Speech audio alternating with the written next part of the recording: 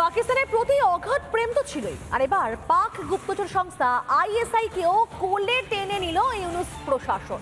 বর্তমানে এই আইএসআই এর প্রতিনিধি দল বাংলাদেশ সফরে রয়েছে বলেই সূত্রের খবর পাওয়া যাচ্ছে। আর বাংলাদেশ সেনার সঙ্গেও এই আইএসআই এর বৈঠক হয়ে থাকতে পারে বলেও শোনা যাচ্ছে। ভারতের বিরুদ্ধে তাহলে চক্রান্তে সলতে পাকাচ্ছে কে ইউনূস সরকার?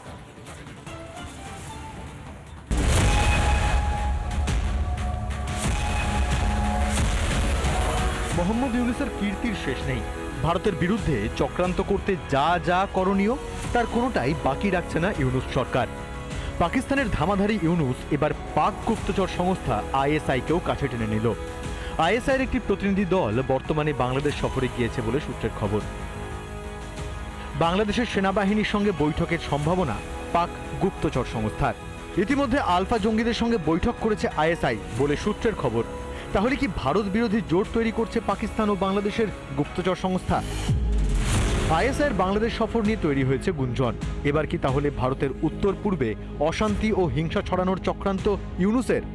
যদিও আইএসআইয়ের বাংলাদেশ আসার কথা অস্বীকার করেছে বাংলাদেশের উপদেষ্টা মণ্ডলী। এদিকে পিলখানা হত্যাকাণ্ডে ঘটনায় অভিযুক্ত ১৭৮ জন জওয়ানকে জামিনে মুক্তি দিল বাংলাদেশ।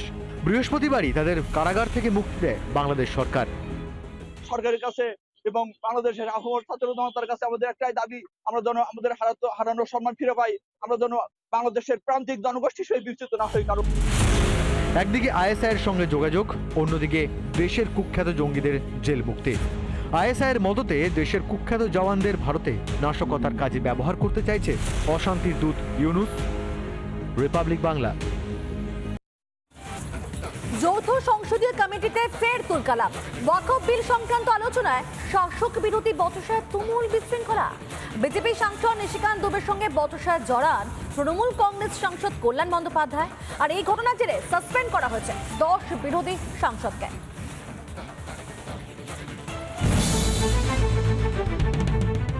ওয়াকফ বিল নিয়ে সম্মুখ সমরে এনডি এবং ইন্ডি জোট। বহুদিন যাবৎ যৌথ সংসদীয় কমিটিতেও এ নিয়ে টানাপোড়েন চলেছে। শুক্রবারের বৈঠকেও রীতিমতো তুলকালাম। পরিস্থিতি সামাল দিতে ডাকা হলো মার্শাল। বিরোধী সাংসদদের বিরুদ্ধে অভব্য আচরণের অভিযোগ তুলেছেন খোদ কমিটির চেয়ারম্যান। दुख है कि आज की बैठक जितनी महत्वपूर्ण थी और बिना किसी कारण के जिस तरह से कल्याण बनर्जी ने आज इस कमेटी की बैठक में हंगामा किया और बिल के अंदर आकर के झगड़ा करने की कोशिश किया, गालियाँ दिया, मुझे लगता है आज उन्होंने सारी मर्यादा और सारी सीमाएं तोड़ दी। ইচ্ছাকৃতভাবে গন্ডগোল পাকানোর চেষ্টা করেছেন বিরোধীরা, এমনই অভিযোগ করেছেন বিজেপির সাংসদ। विपक्ष के ही लोगों का ये विचार, खासकर ओवैसी साहब का, कि जम्मू कश्मीर के जो पूरे रिप्रेजेंटेशन है उसको हमने नहीं सुना और मीरवाइज को बुलाना चाहिए। पक्षियों की क्या व्यूज है, विचार है, आज ये एक्सपोज हुआ। और एक्सपोज ये हुआ कि मीरवाइज वहाँ बैठे रहे, मीरवाइज के सामने इन लोगों ने हंगामा किया, बदतमीजी की, और ये कहीं से भी पार्लियामेंट्री डेमोक्रेसी के खिलाफ है। পাল্টা কল্যাণ বন্দ্যোপাধ্যায়ের অভিযোগ, বৈঠকের নামে প্রহসন চলছে। 21st late session, chairman informed the members that the meeting will be held on 24th and 25th.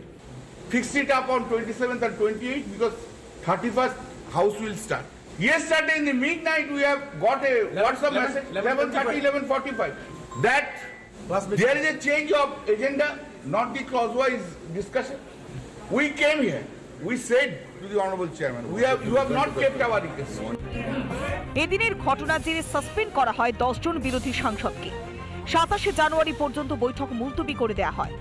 মৌলিক অধিকারের পক্ষে বিপজ্জনক ওয়াকফ বিল নিয়ে দীর্ঘদিন ধরেই বিতর্ক রয়েছে। এবার এই আইনের সংশোধন করতে চায় মোদী সরকার। তাই রাজ্যসভা এবং লোকসভার সদস্যদের নিয়ে যৌথ সংসদীয় কমিটি গড়া হয়।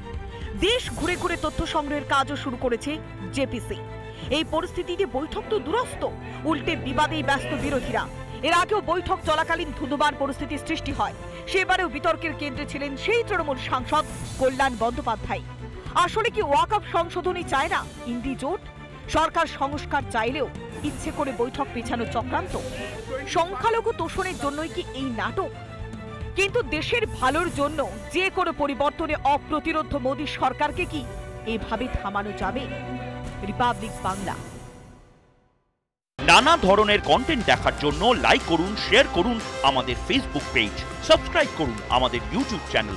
পাশাপাশি অন্যান্য ব্রেকিং নিউজের জন্য অবশ্যই চোখ রাখুন রিপাবলিক বাংলায়।